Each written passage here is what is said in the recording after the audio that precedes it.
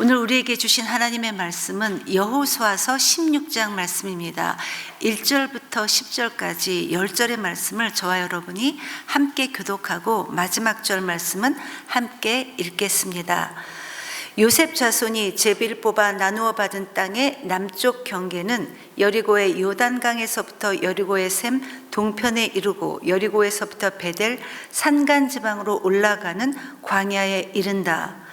그리고 베델에서부터 루스로 나아가서 아렉 사람의 경계선을 지나 아다롯에 이른다. 서쪽으로는 야블렛 사람의 경계선으로 내려가서 아래쪽 베토론 경계선을 지나 게셀에 이르고 그 끝은 지중해에 미친다. 요셉의 자손 곧 므낫세와 에브라임이 이 지역을 유산으로 받았다. 에브라임 자손에 속한 여러 가문이 받은 땅의 경계선은 다음과 같다. 그들이 받은 유산의 경계선은 동쪽으로 아다롯 아달에서 위쪽 베도론에 이르고 또 그 경계선은 서쪽으로 나아가 북쪽 믹므다에 이르고 동쪽으로 돌아서 다하나실로에 이르고 그곳을 지나 야노아 동쪽을 지난다.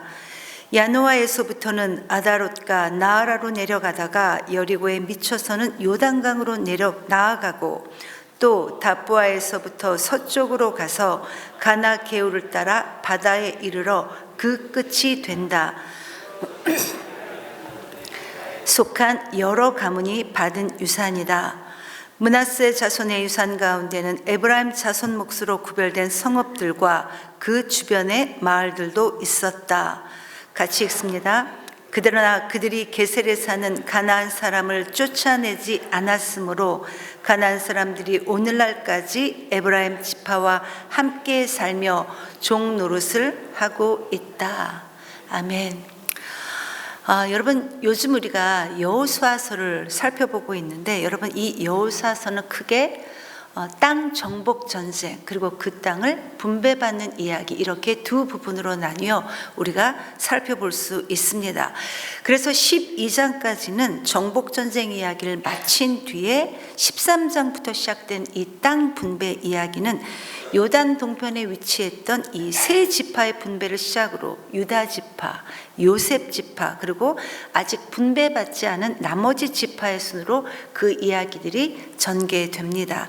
오늘 본문의 말씀은 이 요셉 자손의 땅 분배 이야기를 다루고 있는데 이 바로 전장에 유다 지파가 가장 먼저 그리고 가장 큰 땅을 분배받았습니다. 그리고 이어 오늘 본문의 말씀은 요셉의 자손들 곧 므낫세와 에브라임 지파가 땅을 분배받는 이 이야기인데 제비 뽑기를 통해 얻었던 이 요셉 지파의 땅, 요셉 자손의 땅은 유다 지파 못지않게 굉장히 넓은 지역을 분배받았습니다.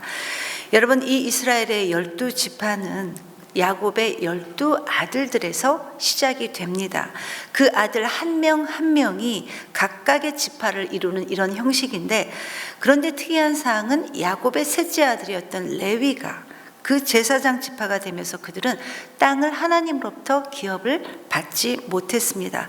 그래서 이 레위 지파 대신에 이 요셉이 두 지파의 몫을 차지함으로 그렇게 12지파가 형성이 됩니다. 즉 요셉 지파라는 이 지파가 따로 없고 요셉의 두 아들이었던 므낫세 그리고 에브라임의 이름을 따서 각각 12지파가 구성이 됩니다.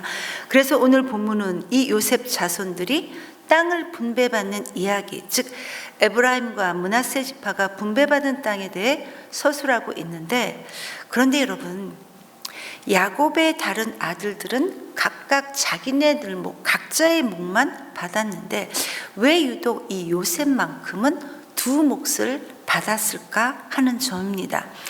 이에 대해서 창세기 48장 21절 22절은 이렇게 증거하고 있습니다. 이스라엘이 요셉에게 말하였다. 나는 곧 죽는다. 그러나 하나님이 너희와 함께 계시고 너희를 조상들의 땅으로 돌아가게 하실 것이다. 그러나 네 형제들 위에 군림할 너에게는 세겜을 더 준다. 세겜은 내가 칼과 활로 아모리 사람의 손에서 빼앗은 것이다. 여러분, 이 말씀은 야곱이 죽기 바로 직전에, 임종 바로 직전에 요셉을 축복하는 내용이었습니다. 그런데 이때 야곱은 다른 아들들과는 달리 이 요셉에게 내가 너에게 개역개정에서는 땅의 일부분을 더 주겠다. 내가 너에게 세겜을 더 주겠다라고 말합니다. 그래서 이 예언의 말씀에 따라 가나안 땅에서 땅을 분배받을 때 요셉은 그의 두 아들이었던 에브라임과 므낫세의 이름을 따라 각각 한 지파가 되게 함으로 결과적으로 요셉은 두 몫을 받게 됩니다. 야곱이 그 아들 이 요셉에게 훨씬 더 많은 축복을 해 주었다라는 것입니다. 그런데 흥미로운 것은 야곱이 이렇게 요셉에게 축복했던 이때는 이스라엘이라는 국가가 형성도 되기 훨씬 전이라는 것입니다. 여전히 그들이 애굽에 머물러 있을 때였고 아직 가나안 땅을 차지하지도 않았던 그런 때였었는데, 그럼에도 야곱은 이 땅을 이미 차지한 것으로 여기고 이 아들에게 이렇게 축복을 했다는 겁니다. 내 칼과 활로 아모리 사람의 손에서 빼앗은 것. 여러분, 아모리 족속은 가나안의 대표적인 족속이었습니다. 그렇기 때문에 이 말은 야곱은 가나안 땅을 주시겠다는 이 하나님의 약속을 믿었고 이 약속대로 반드시 이 가나안 땅을 자기 자손들이 얻을 것을 믿음으로 이미 알고 있었던 겁니다. 그렇기 때문에 이렇게 축복을 합니다. 또한 여러분, 야곱의 이 에브라임과 므낫세에 대한 예언도 오늘 본문을 통해 보면 이루어지고 있는데, 원래 순서대로 하면 므낫세와 에브라임이라고 해야 맞습니다. 여러분, 요셉의 첫 번째 아들이 므낫세였잖아요. 아들 장남이었습니다. 그래서 원래는 므낫세와 에브라임으로 표기되었었지만, 그러나 장자의 축복권이 이 에브라임으로 넘어간 후부터는 성경의 기록조차 그 순서를 에브라임과 그래서 므낫세로 이렇게 바꾸어 기록하고 있고, 그리고 오늘 본문에서 이 장자의 축복이 그대로 성취되고 있음을 볼 수 있습니다. 여기까지가 오늘 본문의 배경이고요. 이제 말씀을 살펴보면 1절부터 4절 말씀을 보면 이 요셉 자손인 므낫세와 에브라임과 이 므낫세 반지파가 제비 뽑기를 통해 받은 이 땅은 주로 가나안 중부 지역이었습니다. 여러분, 당시 이 제비 뽑기라는 이 방법은 이스라엘 백성들이 아주 중요한 선택을 해야 되는 상황에서 하나님의 뜻을 발견하기 위한 하나의 방법이었습니다. 그래서 각 지파가 이 제비 뽑기 방식으로 이 땅을 분배받기로 이렇게 결정했던 것은 우리 인간의 자의적인 결정 대신에 우리는 하나님의 다스림 안에서 하나님 중심으로 살아가겠습니다 라는 이 사실을 하나님께 고백하는 것이었고, 또 소망하는 것을 이렇게 우리에게 보여주는 것이었습니다. 이렇게 하나님의 뜻 가운데 요셉 지파에 해당되는 이 므낫세 지파와 에브라임 지파가 받은 땅은 앞서 유다 지파가 받았던 것처럼 마찬가지로 다른 지파들에 비해 굉장히 넓은 지역을 이 요셉 자손이 받게 됩니다. 요셉 자손 땅의 경계를 보면 여리고로부터 시작하고 있는데, 여러분, 이 여리고는 이스라엘 백성들이 가나안 땅에 입성해서 첫 번째 전투를 치렀을 만큼 아주 중요한 핵심 지역이었습니다. 즉 요셉 자손은 넓은 땅만 분배받았을 뿐만 아니라 그 가나안 땅의 중심부를 받았다는 것입니다. 그래서 후일에 요셉 자손 중 장자의 축복을 받은 이 에브라임 지파가 이스라엘의 대표로 불리게 되는 것을 우리는 성경을 통해 알 수 있습니다. 여기까지가 바로 4절까지의 내용이고, 그리고 5절부터 9절까지의 내용은 이 에브라임 자손들이 받은 기업에 대해 말하고 있는데, 동쪽은 아다롯 아달에서부터 시작해서 위쪽 베드로니까지 이른다고 합니다. 그리고 동쪽의 맞은편, 이 맞은편은 요단강으로 이어지고 다른 한편은 지중해로 이어진다, 이렇게 말하고 있는데, 결론은 이 에브라임 지파가 이스라엘의 가장 중요한 허리 지역을 이 요셉 자손들 에브라임 지파가 분배받았다는 것입니다. 그만큼 그 아버지 요셉으로 인해 이 자손들이 가장 큰 축복을 받았더라는 것입니다. 우리가 그리스도인으로 잘 살아가야 되는 이유가 바로 여기에도 있다는 것입니다. 저와 여러분이 하나님의 자녀로 잘 살았으면 좋겠습니다. 그런데 이렇게 큰 축복을 받은 이 자손들이 하나님께 어떻게 했는지 아주 흥미로운 이야기가 10절에 나오고 있습니다. 그러나 그들이 게셀에 사는 가나안 사람을 쫓아내지 않았으므로 가나안 사람들이 오늘날까지 에브라임 지파와 함께 살며 종노릇을 하고 있다. 쫓아내지 않았다는 거예요. 여러분, 하나님께서 이스라엘 백성들에게 가나안 땅을 주시겠다고 약속하신 것은 그들로 하여금 손 하나 까딱하지 않고 그 땅을 차지하게 하신 것이 아닙니다. 무조건 그냥 주신 것이 아니라 대신에 할 수 있는 여건을 하나님께서 마련해 주셨다라는 것입니다. 그렇기 때문에 이스라엘 백성들은, 그리고 저와 여러분 우리 모두는 이 여건 안에서 최선을 다해 우리의 가나안 족속들을 쫓아내야 하는 것입니다. 이게 바로 하나님의 명령입니다. 그런데 안타깝게도 이스라엘 백성들은 바로 이 점에서 최선을 다하지 않았고 최선을 다하지 못했습니다. 여호수아 15장의 마지막 구절인 63절에도 보면 그러나 유다 자손이 예루살렘 성에 살던 여부수 사람을 쫓아내지 못했으므로 여부수 사람과 유다 자손이 오늘날까지 예루살렘 성에 함께 살고 있다. 또 오늘 본문인 16장 마지막 구절도 그들이 가나안 족속을 쫓아내지 않았으므로 그 가나안 사람들이 에브라임 지파와 함께 살며 종노릇을 했다라고 하면서 쫓아내지 못했고 쫓아내지 않았다라고 이렇게 기록하고 있습니다. 여러분, 우리는 이 세상을 살면서 정말 많은 선택들을 하면서 살아가게 됩니다. 우리 인생은 선택의 연속입니다. 그리고 가장 중요한 것은 우리가 어떤 선택을 하든지 그 선택에 대한 책임은 오롯이 우리에게로 돌아온다는 것입니다. 그래서 우리는 어떠한 것이든지 잘 분별하고 선택할 수 있는 하나님의 지혜가 절실히 필요하다는 것입니다. 성경에 나오는 수많은 이야기들 역시 우리들에게 그들이 어떤 선택을 했고 그 선택을 따라 그들이 거두었던 열매가 무엇인지를 여실히 우리에게 보여주고 있다라는 것입니다. 말씀드렸다시피 이스라엘 백성들이 가나안 땅을 차지하게 되는 과정 중 하나가 그 땅을 정복해야 되는 것이었고, 그리고 두 번째는 각 지파들이 분배받았던 그 땅으로 가서 그곳에 남아있는 가나안 족속들을 완전히 몰아내고 그 땅을 차지하는 것이었습니다. 즉 나머지 과정이 이들에게 여전히 남아 있었다는 겁니다. 이에 대해 신명기 7장 1절과 2절은 이렇게 말하고 있습니다. 너희 하나님 여호와께서 너를 인도하셔서 너희가 가서 차지할 땅으로 들이시고 너희 앞에서 여러 민족 곧 헷 족속과 기르가스, 아모리, 가나안, 브리스, 히위, 여부스 족속들 곧 너보다 그 수가 많고 힘이 센 그 7 족속들을 쫓아내실 때에 너희 하나님 여호와께서 그들을 너에게 넘겨 내게 치게 하시리니 그때 너는 그들을 진멸할 것이라. 그들과 어떤 언약도 하지 말 것이고 그들을 너희는 불쌍히 여기지도 말라. 이렇게 분명하게 말씀해 주셨습니다.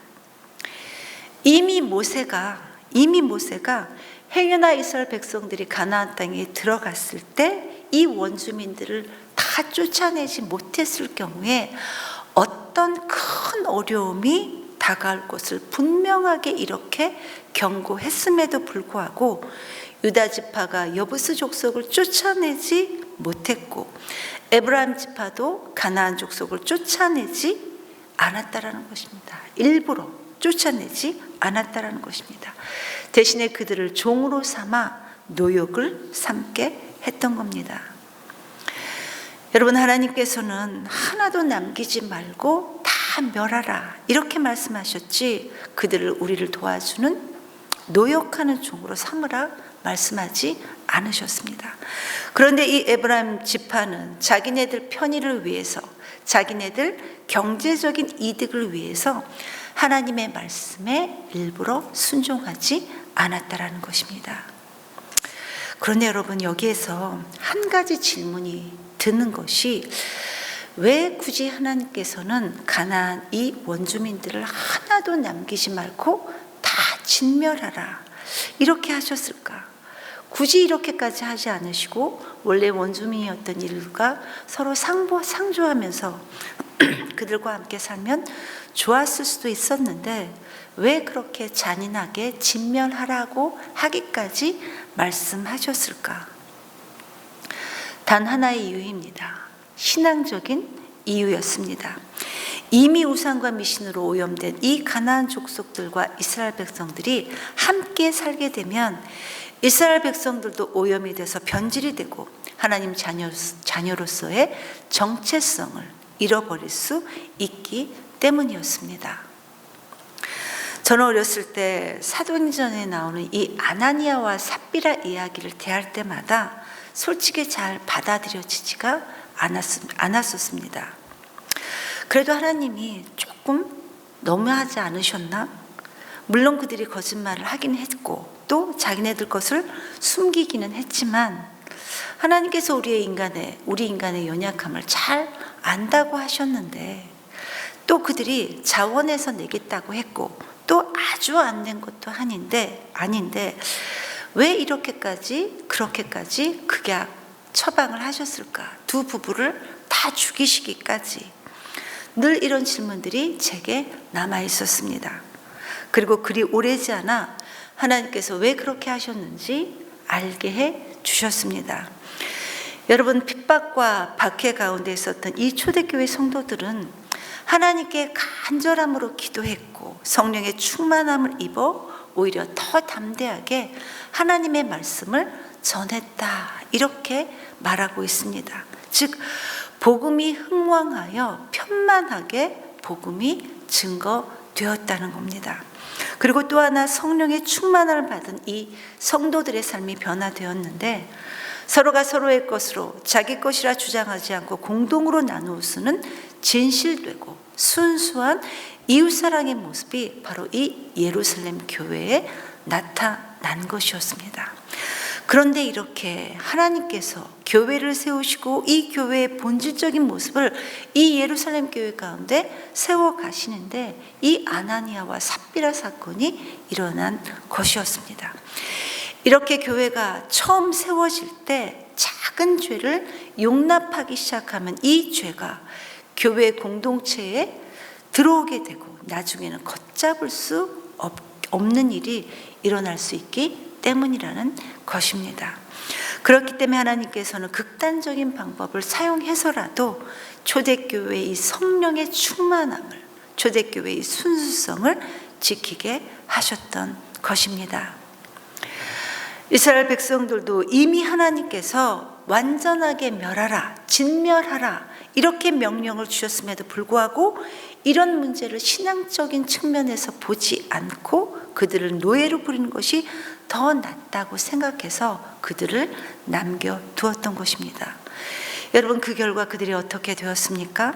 가나안 족속들은 계속해서 이스라엘 백성들의 올무가 되어버리고 말았습니다. 죄의 씨를 남겨두었더니 그 불신앙의 대가를 그들이 맞을 수밖에 없었다라는 사실입니다. 그런데 여러분 이러한 실수는 이미 여호수아에게도 발견이 됩니다.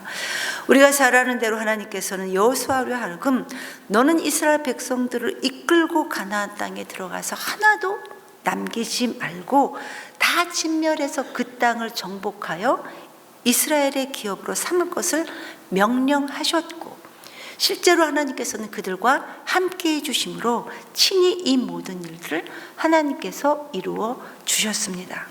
그런데 이렇게 잘 해가고 있었는데 잘 되었는데 여호수아서 11장 21절을 보면 여호수아가 그들의 성읍들과 아낙 사람들을 남김없이 진멸시켜서 그 성읍을 희생제물로 바쳤다라고 완전히 진멸한 것처럼 보고를 하면서 슬그머니 22절 그 다음 절에 오직 가사와 가드, 아스돗에 조금 남아있을 뿐입니다 라는 이 보고를 슬며시 하고 있는 겁니다. 분명 하나님께서는 그들을 불쌍히 여기지도 말고 어떤 언약도 맺지 말고 다 진멸하라 하셨는데 가사, 가드, 아스돗에 조금 남겨두었습니다. 이렇게 말하고 있다는 거예요. 그런데 여러분, 이 남겨둔 가사에서 어떤 일이 벌어집니까? 여러분, 가사는 블레셋의 아주 중요한 도시 중에 하나가 바로 이 가사였습니다. 사사기 16장 1절을 보면 삼손이 이 가사에 들어가서 한 기생을 보고 그에게로 들어갔다라는 이 말씀이 나오고, 이 가사에서 삼손이 머리를 깎이고 두 눈이 뽑히는, 그래서 불행한 치유를 맞게 되었던 내용을 우리는 성경을 통해 알 수 있습니다. 만약 이 가사에서 여호수아가 완전히 진멸했더라면 후대에 와서 이런 불행한 일은 없었을지도 모른다라는 이야기입니다. 가사뿐만 아니라 가드, 아스돗도 마찬가지입니다. 결국 이들이 남겨놓은 이 작은 수의 사람들이 그들의 올무가 되어버리고 말았다는 사실을 우리는 성경을 통해 확인할 수 있습니다. 성도 여러분, 우리가 신앙생활함에 있어서 가장 중요한 것은 하나님께서 중요하게 여기시는 것들을 우리도 똑같이 중요하게 여겨야 한다는 것입니다. 그런데 참 어리석게도 우리는 하나님께서 중요하게 여기신 것을 우리는 중요하게 여기지 않고 내 마음대로, 내 인간적인 마음대로 그 우선순위와 중요성을 우리가 매긴다라는 것입니다. 이 어리석은 행위들을 계속해서 우리가 반복하고 있다는 것입니다. 우리가 중요하게 여기는 것을 우리 주님은 중요하게 여기지 않는다는 것을 보여주는 대표적인 말씀이 바로 마태복음 7장 22절, 23절의 이야기입니다. 우리 이 말씀은 다 같이 한번 읽어보도록 하겠습니다. 마태복음 7장 22절, 23절 말씀입니다. 그날에 많은 사람이 나에게 말하기를 주님, 주님, 우리가 주님의 이름으로 귀신을 쫓아내고 또 주님의 이름으로 많은 기적을 행하지 않았습니까? 할 것이다. 그때 내가 그들에게 분명히 말할 것이다. 나는 너희를 도무지 알지 못한다. 불법을 행하는 자들아 내게서 물러가라. 여러분, 이게 무슨 말입니까? 만약 우리가 하나님의 뜻과 전혀 상관없이 우리가 중요하게 생각하고 있는 것들을 계속해서 고집하고 있다면 자칫 돌이킬 수 없는 낭패를 우리도 당할 수 있다라는 이야기입니다. 우리에게 하나님의 지혜와 분별력이 필요한 이유가 바로 이거라는 겁니다. 유다 지파가 여부수 족속을 몰아내지 못했던 것처럼 오늘 이 에브라임 지파도 그들의 경제적인 편의를 위해 게셀 족속을 몰아내지 않았다라는 것은 하나님께서 정말 중요하게 여겨서 그렇게 하지 말아야 된다, 너희들은 이렇게 해야 한다라고 이렇게 명령하신 것을 우리는 중요하게 여기지 않았다라는 증거라는 겁니다. 그 결과 이들은 하나님의 자녀로서의 이 정체성을 잃고 이방 나라의 세계관을 공유함으로 죄를 범하게 되었고, 그 결국 우상 숭배로 타락하게 되는 이 길을 터주게 되었다라는 것입니다. 성도 여러분, 하나님께서는 우리 모두를 이 많은 사람들 가운데 하나님의 자녀로 불러주셨습니다. 하나님의 은혜이고 우리 모두는 이 은혜를 진심으로 하나님께 고백하고 있습니다. 그렇다면 여러분, 이 세상이라는 거대한 가치관에 함몰되지 말아야 되는 것은 우리의 선택이어야 하고 우리에게 주어진, 남겨진 몫이라는 것입니다. 주님께서 우리에게 잘 선택할 수 있는 지혜를 주시기를 간절히 기도합니다. 강 집사님이라는 분의 이야기를 들려드리는 것으로 말씀을 마무리하고자 합니다. 여러분, 이 강 집사님이라는 이 분은 위암으로 이미 세상을 떠나신 분이십니다. 그런데 이분이 병상에 있을 때 교회 목사님이 이분에게 신방을 갔는데 이렇게 목사님께 말했다고 합니다. 목사님, 제가 목사의 아들입니다. 신방 가신 목사님이 깜짝 놀랐다고 합니다. 불과 얼마 전에 이분이 예수님을 영접했고 또 그가 과거에 어떤 삶을 살았다는 것을 이 목사님이 알았기 때문에 이분이 목회자의 아들일 거라는 사실을 한 번도 생각해 보지 않았던 것입니다. 계속해서 이 강 집사님이라는 분이 자신의 사연을 이렇게 이야기를 합니다. 목사님, 우리 아버지는 복음 전파가 어려운 지역만 골라서 개척교회만 하셨던 목사였습니다. 그래서 우리는 늘 가난하고 굶주렸습니다. 그런데도 매일 우리 아버지는 자녀들을 붙잡아 놓고 가정 예배를 드렸는데 늘 결론은 똑같았었습니다. 예수님을 붙잡으면 다 붙잡는 것이고 예수님을 놓치면 다 놓치는 것이다. 나는 아버지의 그 말이 너무 싫었습니다. 그래서 어렵게 공부해서 대학에 들어갔고 외무고시에 합격을 했습니다. 우리나라 사람들이 독재 정권 아래에 있을 때 나는 세계 곳곳을 돌아다니며 외교관으로 살았습니다. 오직 내 꿈은 우리 아버지가 우리들을 그렇게 키웠던 것처럼 나는 우리 애들을 그렇게 키우지 않을 것이다. 이게 바로 내 꿈이었습니다. 그리고 나는 그렇게 해냈습니다. 그래서 우리 애들은 지금 좋은 대학의 교수로 있습니다. 나는 생각했습니다. 아버지 보셨죠?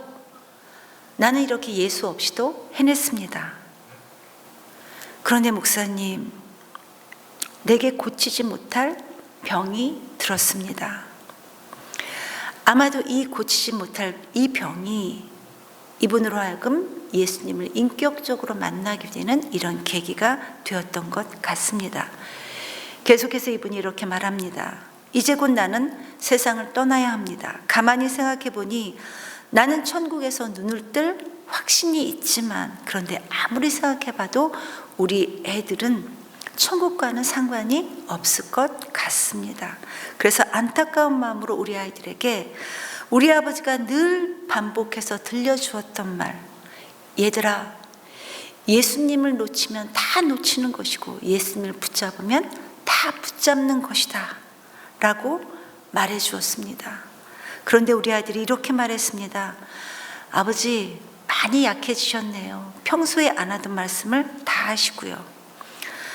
그제서야 나는 가슴을 치며 깨닫게 되었습니다. 가난했던 내 아버지는 나에게 모든 것을 주셨지만 나는 내 자녀들에게 아무것도 해준 것이 없었다는 사실을 나는 그때서야 깨닫게 되었습니다.